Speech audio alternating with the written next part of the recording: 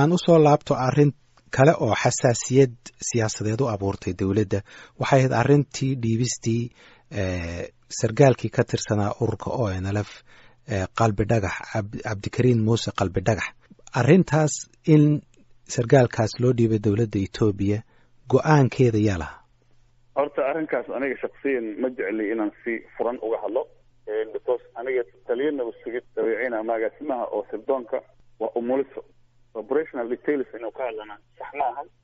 waa la socotaan haddii aan si kooban uga jawaabo arrinkaas inuu golaha wasiirada ay go'aan ka soo saareen oo markii uu iska caddeed go'aan dowladeed inuu ahaa marka haddii go'aankeeda ciday ku lug lahaaba golaha wasiirada intaan go'aan ka gaartaa qaraar ka soo saara hadda meeshaas in looga xiraanan qabaa laakiin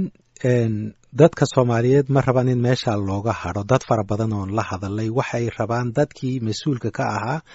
in la ogaado faahfaahin ay ka bixiyaan sida ay go'aanka ku gaareen qofka ugu horeeya farta ku fiiqaana waa adiga marka mas'uuliyadda arrinta ma adiga lahaa mise qof kale go'aanka sida lagu gaaray waxaan aaminsanahay horta mid oo loogu danaynayo ammaanka qaranka inuu yahay ammaanka qarankana waa la yaqaanaa horta go'aamadeeda cidda gaarta ugu sarreysa marka haddii hebel iyo heblaayo iyo dad inaan faraha ku fiiqfiiqa ma rabo habka go'aanka loo gaaran haddii madaxdii kale iyo dadkii kale dowladdiiba aysan ka hadlin anigu shakhsiyan aan ka hadlana ma rabo oo cid hadda aan ku eedeeyo hebel iyo hebel iyo hebel waxaa sameeya aan dhaho ma rabo marka arrintaa go'aankeeda waa lagaaga sarreeyey saasaan u fasirtay hadda anigu dee ma rabo inaan comment garee waa gartay macnaa ma jirtaa arrintaasi oo cid mas-uuliyaddeeda kaaga sarreysay miyaa jirta mise adiga kugu koobneyd iyo hay-adda nabad sugidda waa ogtahay golaha wasiirada soo intay fadhiisteen wasiirka faafinta uu hadlay sababta loo dhiibay iyo waxa kalifay iyo go'aamo kaloo ka waaweyn soo lama qaadan anigu hadii ma see go'aan dowladda aysan ogaan u qaadan kara aniga markaas caalamka mogtahay haddii go'aan dowladda ka baxsan aan qaato in dowladda aniga qabsato sama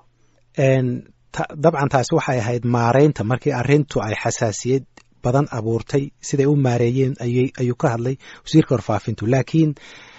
waxa kaloo jirtay hay-dadka ku dhadhow dowladda markii la wareystay inay dhaheen arrintani waxaa hawsheeda ugu weyn lahaa sambalolsha marka arrinta haddaa adigu lahaydna u sheeg ummadda Soomaaliyeed haddii aad lahaydna ciddii lahayd inaad sheegto soo intaas kaagama habboona maya anigu inaan farta isku fiiqo qof kalena farta ku fiiqa ma rabo waa gartay waxaan qabaa dee mashruuca oo iyo hadalhaynta qalbi dhagax shakhsiyan aniga waxaan qabaa inay dee oo halkaas looga haro waa gartay laakiin amnigii Soomaaliya maxay u tartay hadday arrin amni ahayd maxay u tartay amnigii Soomaaliya maxay ka tartay maxay habana uma dhiman dee sooma dabcan soo taageerayaal bay ka lumisay laguma dadka ku doodaya taageerayaal far badan bay ka lumisay sumcaddii dowladda waxba ma dhimin kuwii Facebook bugta lumay kuwii rasmiga ma lumin waa gartay marka waxaad weli taagan tahay go'aankaasi inuu ahaa mid saxa haddiiba dowladdu gaartay yes waa sax waa gartay baarlamaan baa baadhay waxay dhaheen qaabkii lagu dhiibayna qalad buu ahaa sidii loo soo qabtayna qalad buu ahaa waxaa kale sheegeen inuu nin muwaadin Soomaaliyeed oo ciidanka Soomaaliya ka soo tirsanaa inuu ahaa wada aniga